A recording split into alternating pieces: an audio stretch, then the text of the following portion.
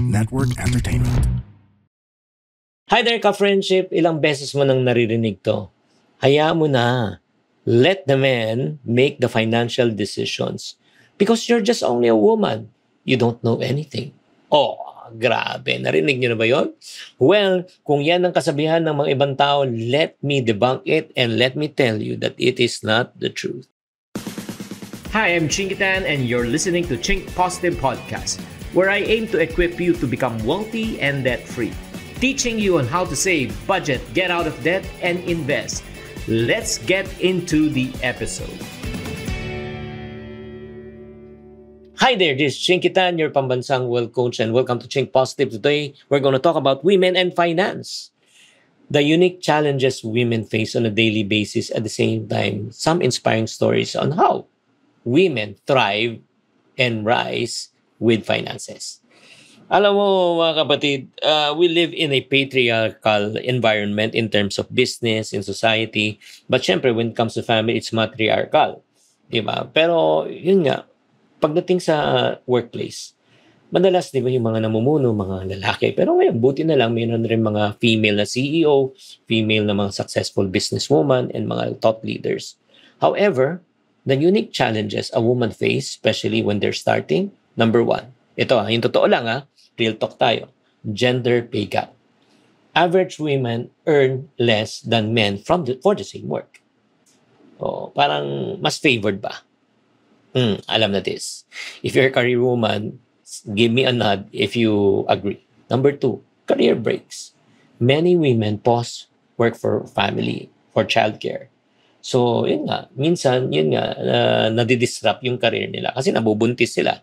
Compared to men, syempre hindi nabubuntis. And then number three, cultural expectation. Basta yung parang mindset ba.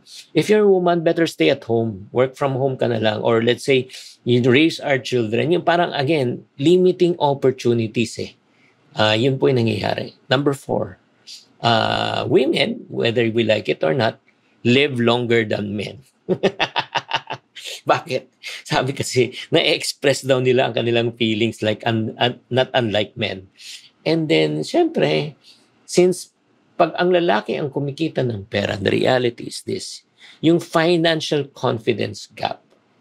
Because women have the tendency to depend on the husband for the money. Diba? So, yun din ang isang nagiging problema. Hindi sila feeling empowered. Pero you know what? Times are changing. Let me share with you some people that I know in the industry, okay, or in any category, diba, that I've researched and talked to. Alam nyo ba, there are OFW moms, many OFW moms sending money at home. Sila na po ang nagiging breadwinner, yung mga father ang nagiging stay at home.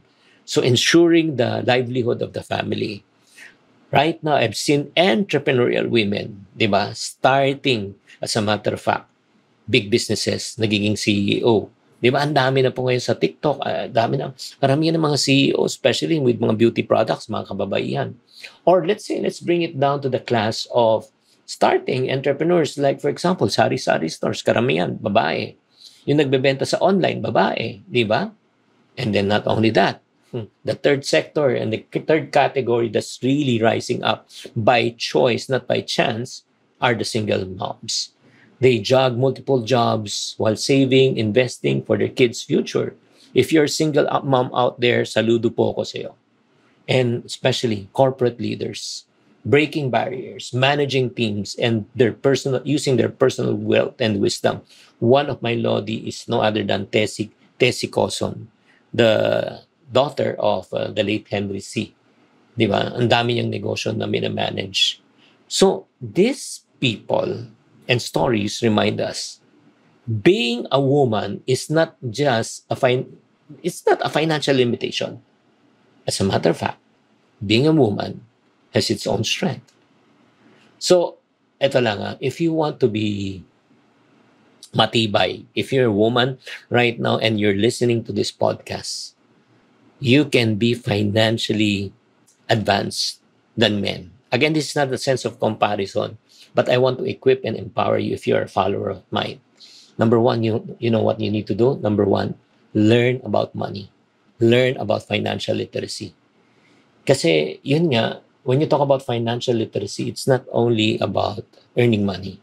It's about managing money. It's about handling money. It's about investing money. It's about protecting and growing your money. Kailangan alam mo yung buong cycle. Number 2, build your own emergency fund. Because I do believe independence starts with security. Kahit maliit, di ba? Basta meron kang naiipon pang panahon ng emergency. Number 3, learn and invest early.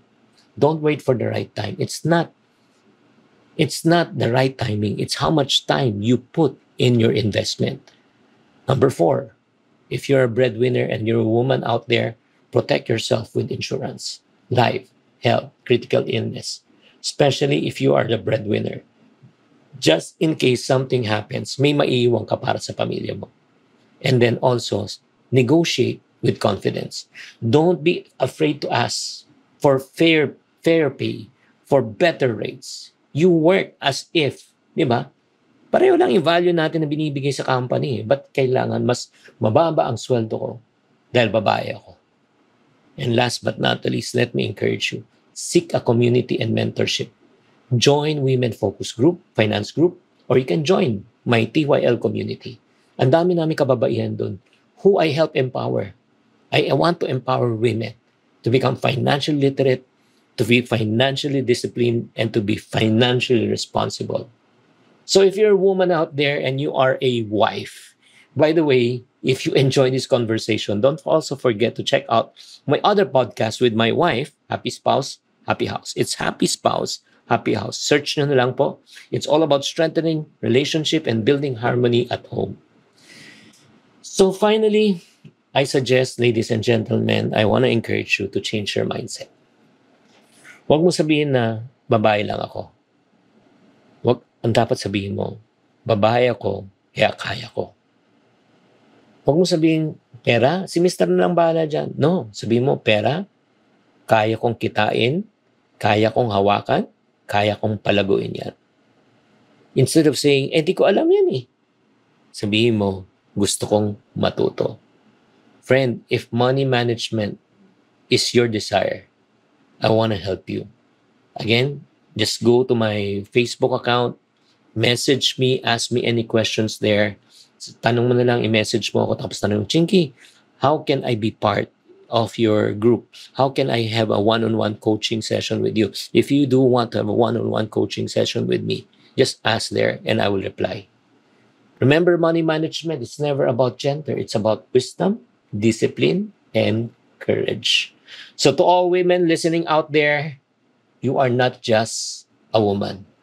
Remember, especially if you're a single parent, you are a provider, you are a protector, you are a planner, you are a leader. Alam nyo, when women rise in finance, everyone rises. Thank you very much for tuning in. I hope that you are encouraged, enlightened. If you want more practical tips on money and life, please make sure to also subscribe not only in this podcast. Check me out at the YouTube channel at Ching Positive. Marami pa kayong matutunan.